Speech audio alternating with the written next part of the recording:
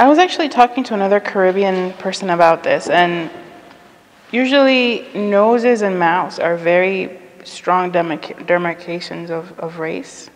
And there is so much colorism that happens in the Caribbean. Like, no one will ever say, oh, we're racist. But there's all these like micro definitions of who you are within society based on just those two parameters. And I never thought of that. I never thought of why I would ever take them out. But I feel like the eyes are always such a window to personality, to the psychology of the thing, of the person. So the thing that's happening could be, reduce it to the very minimal thing, and the eyes usually did that for me. Could express emotion, could express psychology in the present without going into that, into all the microcolorisms that I grew up with.